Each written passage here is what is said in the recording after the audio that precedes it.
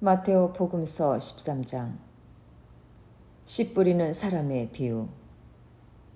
그날 예수님께서는 집에서 나와 호숫가에 앉으셨다.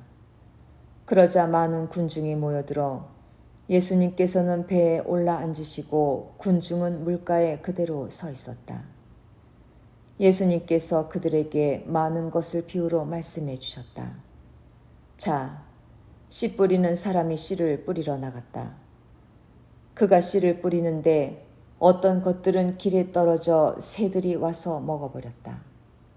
어떤 것들은 흙이 많지 않은 돌밭에 떨어졌다. 흙이 깊지 않아 싹은 곧 돋아났지만 해가 솟아오르자 타고 말았다. 뿌리가 없어서 말라버린 것이다. 또 어떤 것들은 가시덤불 속에 떨어졌는데 가시덤불이 자라면서 숨을 막아버렸다. 그러나 어떤 것들은 좋은 땅에 떨어져 열매를 맺었는데 어떤 것은 100배, 어떤 것은 60배, 어떤 것은 30배가 되었다. 귀 있는 사람들은 들어라. 비유로 말씀하신 이유. 제자들이 예수님께 다가와 왜 저 사람들에게 비유로 말씀하십니까? 하고 물었다. 예수님께서 그들에게 대답하셨다. 너희에게는 하늘나라의 신비를 아는 것이 허락되었지만 저 사람들에게는 허락되지 않았다. 사실 가진 자는 더 받아 넉넉해지고 가진 것이 없는 자는 가진 것마저 빼앗길 것이다. 내가 저 사람들에게 비유로 말하는 이유는 저들이 보아도 보지 못하고 들어도 듣지 못하고 깨달지 못하기 때문이다. 이렇게 하여 이사야의 예언이 저 사람들에게 이루어지는 것이다. 너희는 듣고 또 들어도 깨달지 못하고 보고 또 보아도 알아보지 못하리라. 저 백성이 마음은 무디고 귀로는 제대로 듣지 못하며 눈은 감았기 때문이다. 이는 그들이 눈으로 보고 귀로 듣고 마음으로 깨닫고서는 돌아와 내가 그들을 고쳐주는 일이 없게 하려는 것이다. 그러나 너희의 눈은 볼 수 있으니 행복하고 너희의 귀는 들을 수 있으니 행복하다. 내가 진실로 너희에게 말한다. 많은 예언자와 의인이 너희가 보는 것을 보고자 갈망하였지만 보지 못하였고 너희가 듣는 것을 듣고자 갈망하였지만 듣지 못하였다. 씨 뿌리는 사람의 비유를 설명하시다. 그러니 너희는 씨 뿌리는 사람의 비유를 새겨 들어라. 누구든지 하늘나라의 관한 말을 듣고 깨달지 못하면 악한 자가 와서 그 마음에 뿌려진 것을 빼앗아 간다. 길에 뿌려진 씨는 바로 그러한 사람이다. 돌밭에 뿌려진 씨는 이러한 사람이다. 그는 말씀을 들으면 곧 기쁘게 받는다. 그러나 그 사람 안에 뿌리가 없어서 오래 가지 못한다. 그래서 말씀 때문에 환난이나 박해가 일어나면 그는 곧 걸려 넘어지고 만다. 가시 덤불 속에 뿌려진 씨는 이러한 사람이다. 그는 말씀을 듣기는 하지만 세상 걱정과 재물의 유혹이 그 말씀에 숨을 막아버려 열매를 맺지 못한다. 좋은 땅에 뿌려진 씨는 이러한 사람이다. 그는 말씀을 듣고 깨닫는다. 그런 사람은 열매를 맺는데 어떤 사람은 100배, 어떤 사람은 60배, 어떤 사람은 30배를 낸다. 가라지의 비유. 예수님께서 또 다른 비유를 들어 그들에게 말씀하셨다. 하늘나라는 자기 밭에 좋은 씨를 뿌리는 사람에 비길 수 있다. 사람들이 자는 동안에 그의 원수가 와서 밀 가운데 가라지를 덧뿌리고 갔다. 줄기가 자라서 열매를 맺을 때 가라지들도 드러났다. 그래서 종들이 집주인에게 가서 주인님, 밭에 좋은 씨를 뿌리지 않았습니까? 그런데 가라지는 어디서 생겼습니까? 하고 묻자 원수가 그렇게 하였구나 하고 집주인이 말하였다. 종들이 그러면 저희가 가서 그것들을 거두어낼까요? 하고 묻자 그는 이렇게 일렀다. 아니다. 너희가 가라지들을 거두어내다가 밀까지 함께 뽑을지도 모른다. 수확 때까지 둘 다 함께 자라도록 내버려 두어라. 수확 때에 내가 일꾼들에게 먼저 가라지를 거두어서 단으로 묶어 태워버리고 밀은 내 곡간으로 모아들이라고 하겠다. 겨자씨의 비유. 예수님께서 또 다른 비유를 들어 그들에게 말씀하셨다. 하늘나라는 겨자씨와 같다. 어떤 사람이 그것을 가져다가 자기 밭에 뿌렸다. 겨자씨는 어떤 씨앗보다도 작지만 자라면 어떤 풀보다도 커져 나무가 되고 하늘의 새들이 와서 그 가지에 깃들인다. 누룩의 비유. 예수님께서 또 다른 비유를 그들에게 말씀하셨다. 하늘나라는 누룩과 같다. 어떤 여자가 그것을 가져다가 밀가루 서말 속에 집어넣었더니 마침내 온통 부풀어 올랐다. 비유를 들어 가르치시다. 예수님께서는 군중에게 이 모든 것을 비유로 말씀하시고 비유를 들지 않고는 그들에게 아무것도 말씀하지 않으셨다. 예언자를 통하여 나는 입을 열어 비유로 말하리라. 세상 창조 때부터 숨겨진 것을 드러내리라. 하신 말씀이 이루어지려고 그리 된 것이다. 가라지의 비유를 설명하시다. 그 뒤에 예수님께서 군중을 떠나 집으로 가셨다. 그러자 제자들이 그분께 다가와 밭의 가라지 비유를 저희에게 설명해 주십시오 하고 청하였다. 예수님께서 이렇게 이르셨다. 좋은 씨를 뿌리는 이는 사람의 아들이고 밭은 세상이다. 그리고 좋은 씨는 하늘나라의 자녀들이고 가라지들은 악한 자의 자녀들이며 가라지를 뿌린 원수는 악마다. 그리고 수확되는 세상 종말이고 일꾼들은 천사들이다. 그러므로 가라지를 거두어 불에 태우듯이 세상 종말에도 그렇게 될 것이다. 사람의 아들이 자기 천사들을 보낼 터인데 그들은 그의 나라에서 남을 죄짓게 하는 모든 자들과 불의를 저지르는 자들을 거두어 불구덩이에 던져 버릴 것이다. 그러면 그들은 거기에서 울며 이를 갈 것이다. 그때 의인들은 아버지의 나라에서 해처럼 빛날 것이다. 귀 있는 사람들은 들어라. 보물의 비유와 진주 상인의 비유. 하늘나라는 밭에 숨겨진 보물과 같다. 그 보물을 발견한 사람은 그것을 다시 숨겨두고서는 기뻐하며 돌아가서 가진 것을 다 팔아 그 밭을 산다. 또 하늘나라는 좋은 진주를 찾는 상인과 같다. 그는 값진 진주를 하나 발견하자 가서 가진 것을 모두 처분하여 그것을 샀다.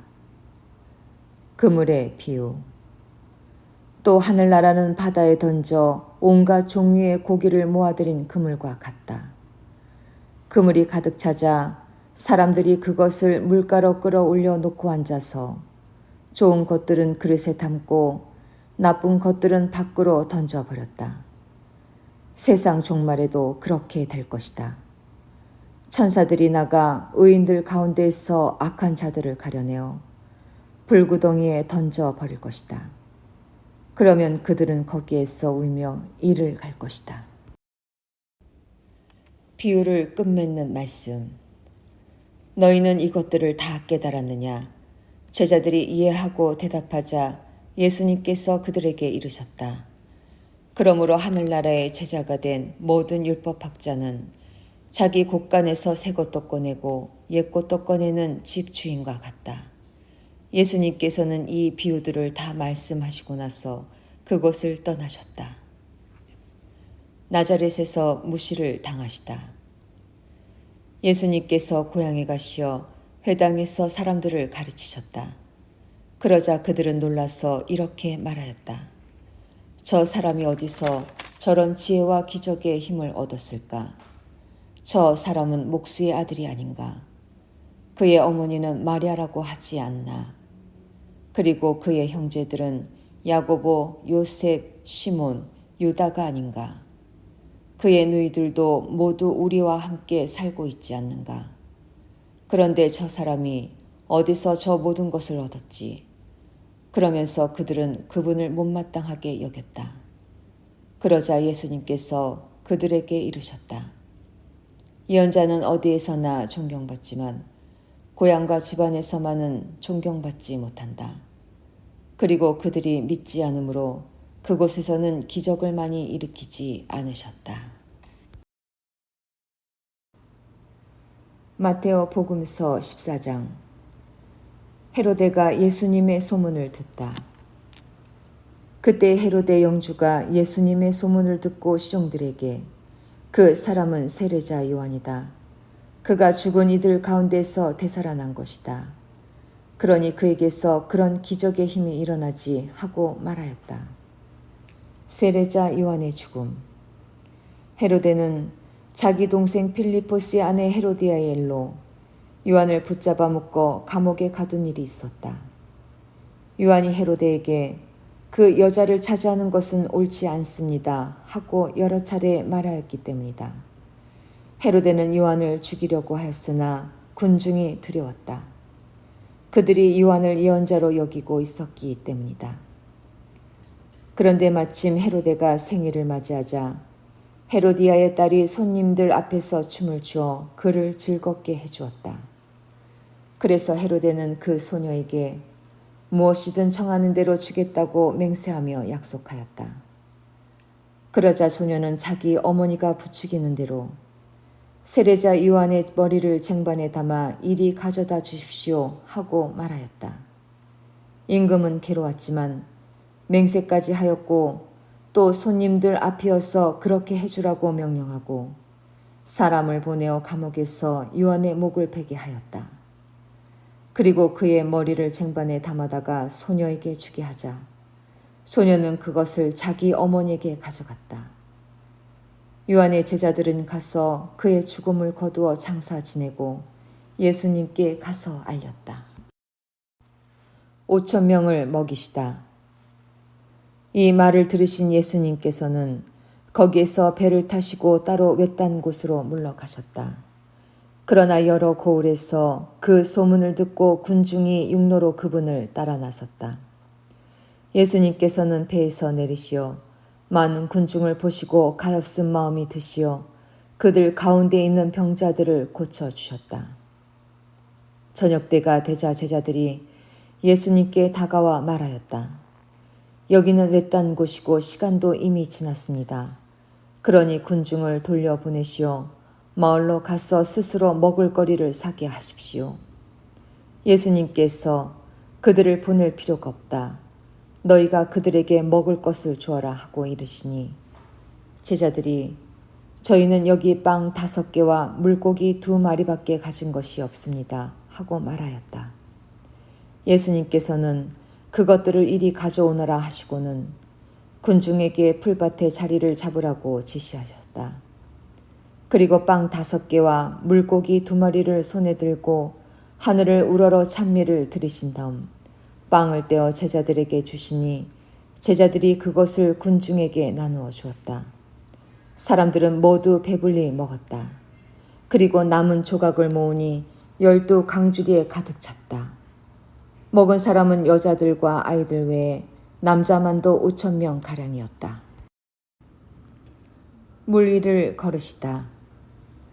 예수님께서는 곧 제자들을 재촉하시어 배를 타고 건너편으로 먼저 가게 하시고 그 동안에 당신께서는 군중을 돌려보내셨다. 군중을 돌려보내신 뒤 예수님께서는 따로 기도하시려고 산에 오르셨다. 그리고 저녁 때가 되었는데도 혼자 거기에 계셨다. 배는 이미 무태서 여러 스타디온 떨어져 있었는데 마침 맞바람이 불어 파도에 시달리고 있었다. 예수님께서는 새벽에 호수 위를 걸으시어 그들 쪽으로 가셨다. 제자들은 예수님께서 호수 위를 걸으시는 것을 보고 겁에 질려 위령이다 하며 두려워 소리를 질러댔다. 예수님께서는 곧 그들에게 말씀하셨다. 용기를 내어라. 나다. 두려워하지 마라. 그러자 베드로가 말하였다. 주님, 주님이시거든 저더러 물 위를 걸어오라고 명령하십시오. 예수님께서 오너라 하시자 베드로가 배에서 내려 무리를 걸어 예수님께 갔다. 그러나 거센 바람을 보고서는 그만 두려워졌다. 그래서 물에 빠져들기 시작하자 주님, 저를 구해주십시오 하고 소리를 질렀다. 예수님께서 곧 손을 내밀어 그를 붙잡으시고 이 믿음이 약한 자야 왜 의심하였느냐 하고 말씀하셨다. 그러고 나서 그들이 배에 오르자 바람이 그쳤다. 그러자 배 안에 있던 사람들이 그분께 엎드려 절하며 스승님은 참으로 하느님의 아드님이십니다 하고 말하였다. 겟네사렛에서 병자들을 고치시다. 그들은 호수를 건너 겟네사렛 땅에 이르렀다. 그러자 그곳 사람들이 그분을 알아보고 그 주변 모든 지방으로 사람을 보내어 병든 이들을 모두 그분께 데려왔다. 그리고 그 옷자락 술에 그들이 손이라도 대게 해주십사고 청하였다. 과연 그것에 손을 댄 사람마다 구원을 받았다.